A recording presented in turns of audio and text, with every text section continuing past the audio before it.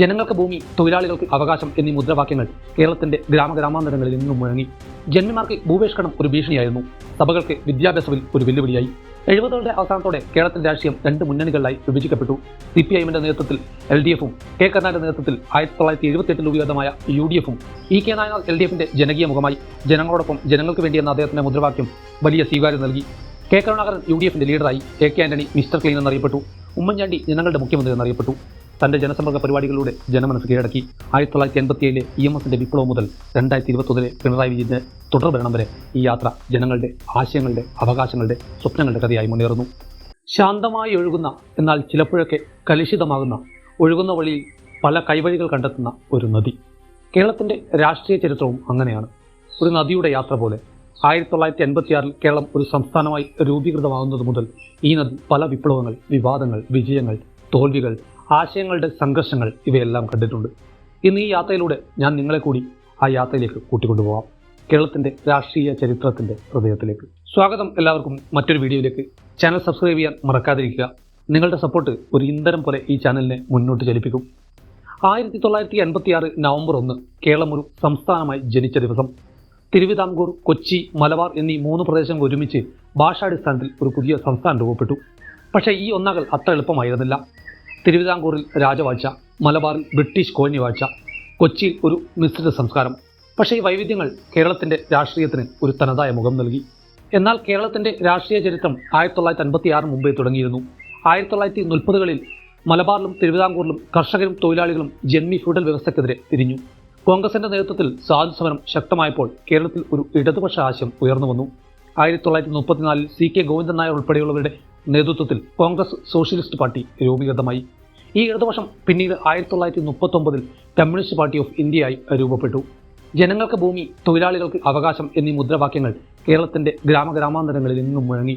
1957 ലോകത്തിന്റെ നോട്ടം കേരളത്തിലേക്ക് തിരിഞ്ഞു. ഒരു ചരിത്ര നിമിഷം.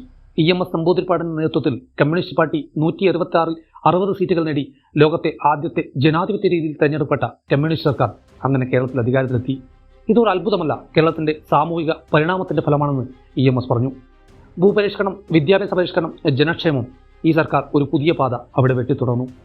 1959 കമ്മ്യൂണിസ്റ്റ് സർക്കാരിനെതിരെ വിമോചന സമരം തുടങ്ങി. ജന്മിമാർ, സഭാ നേതാക്കന്മാർ, കോൺഗ്രസ് ഇവർ ഒന്നിച്ച് EMS സർക്കാരിനെതിരെ തെരുവിലിറങ്ങി. കമ്മ്യൂണിസ്റ്റുകൾ ദൈവനിന്ദ നടത്തുന്നു, ഭൂമി പിടിച്ചെടുക്കുന്നു എന്നിങ്ങനെയുള്ള ആരോപണങ്ങൾ. ജന്മിമാർക്ക് ഭൂപരിഷ്കരണം ഒരു ഭീഷണിയായിരുന്നു. സഭകൾക്ക് വിദ്യാഭ്യാസ ബിൽ ഒരു വെല്ലുവിളിയായി. 1959 കേന്ദ്ര സർക്കാർ പ്രസിഡന്റിനെ ഭരണം ഏർപ്പെടുത്തി. EMS സർക്കാരിനെ പിരിച്ചുവിട്ടു. ഇത് ജനാധിപത്യത്തിന്റെ കൊലപാതകമാണെന്ന് EMS പ്രഖ്യാപിച്ചു. എന്നാൽ ഈ പിരിച്ചുവിടൽ കൊണ്ടൊന്നും കേരളത്തിന്റെ മുന്നേറ്റത്തെ തടഞ്ഞു നിർത്താനായില്ല. 1960കൾ കേരള രാഷ്ട്രീയത്തിന്റെ അസ്ഥിരതയുടെ കാലമായിരുന്നു. 1964 കമ്മ്യൂണിസ്റ്റ് പാർട്ടി ഓഫ് ഇന്ത്യയിൽ ഒരു വലിയ പിളർപ്പ് സംഭവിച്ചു. ചൈന, സോവിയറ്റ് യൂണിയൻ വിഭജനത്തിന്റെ പശ്ചാത്തലത്തിൽ CPIയുടെ ഒരു വിഭാഗം CPIM communist party of India Marxist രൂപീകരിച്ചു. EMS, AK Gopalan, KR Gauriyamma തുടങ്ങിയവർ CPIഎമ്മിന്റെ നേതൃത്വത്തിലേക്ക് മാറി. 1965 തെരഞ്ഞെടുപ്പിൽ ഒരു പാർട്ടിക്കും ഭൂരിപക്ഷം ലഭിച്ചില്ല. പ്രസിഡന്റിന്റെ ഭരണം വീണ്ടും വന്നു. 1964 ഇന്ത്യൻ നാഷണൽ കോൺഗ്രസിൽ നിന്ന് ഒരു വിഭാഗം പിളർന്ന് കേരള കോൺഗ്രസ് രൂപീകൃതമായി. R Balakrishna Pillai, KM George, PT Chacko തുടങ്ങിയവർ കോൺഗ്രസിന്റെ ആന്തരിക വിഭാഗീയതയിൽ നിന്ന് മോചനം തേടി കർഷക ക്രിസ്ത്യൻ സമുദായത്തിന്റെ അവകാശങ്ങൾക്കായി പുതിയ പാർട്ടി രൂപീകരിച്ചു. 1967 ഒരു ചരിത്ര സഖ്യം നിലവിൽ വന്നു. സപ്തകക്ഷി മുന്നണി. CPI, CPIM, IOML, RSP, ISP, KSP, KTP ഇങ്ങനെ 7 പാർട്ടികൾ ചേർന്ന് മുന്നണി രൂപീകരിച്ചു. 130 മുതൽ 117 സീറ്റുകൾ നേടി EMS വീണ്ടും മുഖ്യമന്ത്രിയായി. എന്നാൽ ഈ സഖ്യം ദുർബലമായിരുന്നു. 1969 EMS രാജിവെച്ചപ്പോൾ C അച്യുതമേനോൻ CPIയുടെ നേതൃത്വത്തിൽ മുഖ്യമന്ത്രിയായി. IOML കോൺഗ്രസിന്റെ ഒരു വിഭാഗവുമായി ചേർന്ന് പിന്നീട് UDFിന്റെ ഭാഗമായി. 70കളുടെ അവസാനത്തോടെ കേരളത്തിന്റെ രാഷ്ട്രീയം രണ്ട് മുന്നണികളിലായി വിഭജിക്കപ്പെട്ടു. CPIഎമ്മിന്റെ നേതൃത്വത്തിൽ LDFും കെ കരുണാകരന്റെ നേതൃത്വത്തിൽ 1978 രൂപീകൃതമായ UDFും UDFിന്റെ പ്രധാന ഘടകകക്ഷികൾ Indian national Congress, Indian union Muslim league, Kerala Congress തുടങ്ങിയവയായിരുന്നു.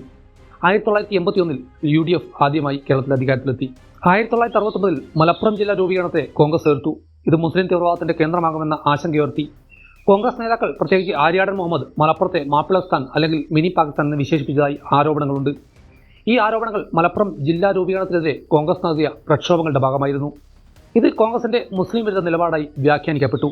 IOML UDFിന്റെ പ്രധാന സഖ്യകക്ഷിയായിരുന്നിട്ടും ആര്യാടന്റെ ഈ നിലപാടുകൾ മലപ്പുറത്ത് കോൺഗ്രസിന്റെ സ്ഥാനത്തെ വീണ്ടും ദുർബലമാക്കി.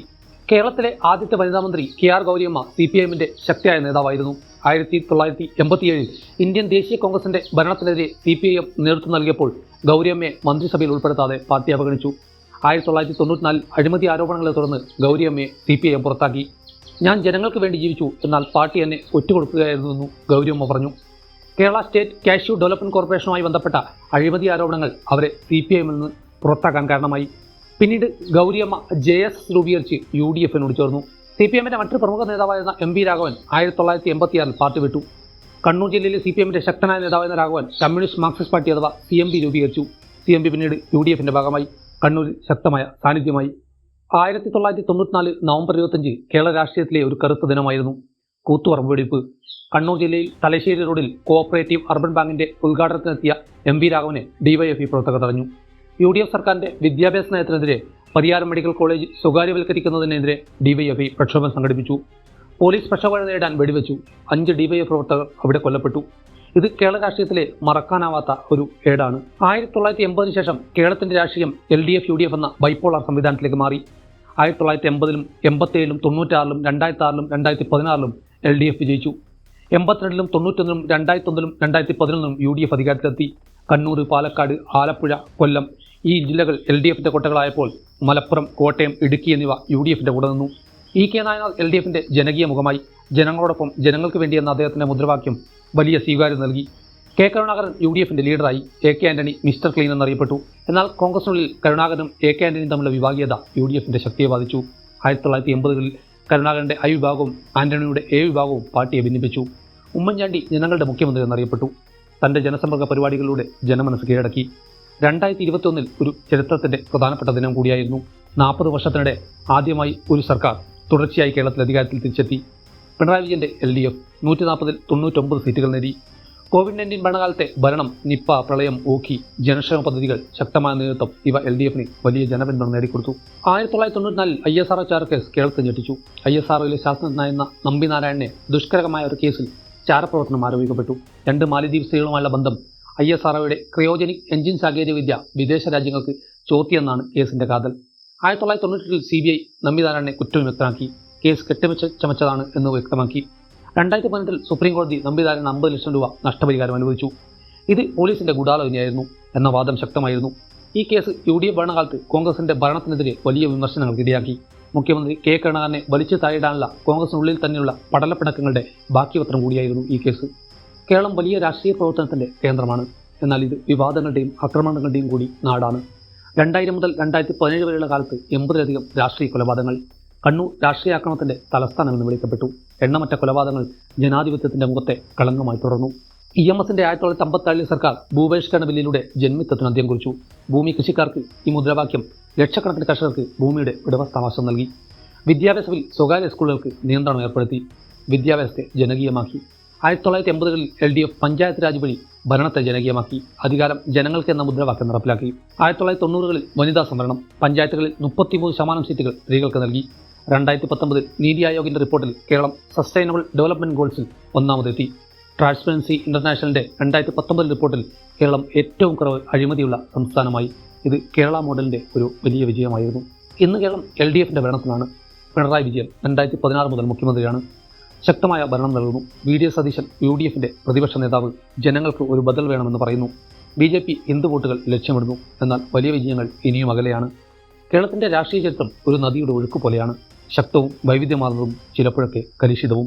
1987-ലെ EMSന്റെ വിപ്ലവം മുതൽ 2021-ലെ പിണറായി വിജയന്റെ തുടർഭരണം വരെ ഈ യാത്ര ജനങ്ങളുടെ ആശയങ്ങളുടെ, അവകാശങ്ങളുടെ, സ്വപ്നങ്ങളുടെ കഥയായി മുന്നേറുന്നു. LDF, UDF, BJP ഈ മുന്നണികൾ വരും കാലത്ത് കേരളത്തിന്റെ വരും ഭാവിയെ രൂപപ്പെടുത്തുമായിരിക്കും. നിന്റെ ശബ്ദം നിന്റെ വോട്ടാണ്. EMSന്റെ ഈ വാക്കുകൾ ഇന്നും പ്രസക്തമായി തന്നെ തുടരുന്നു. മറ്റൊരു വീഡിയോയുമായി നമുക്ക് വീണ്ടും കാണാം. ബൈ.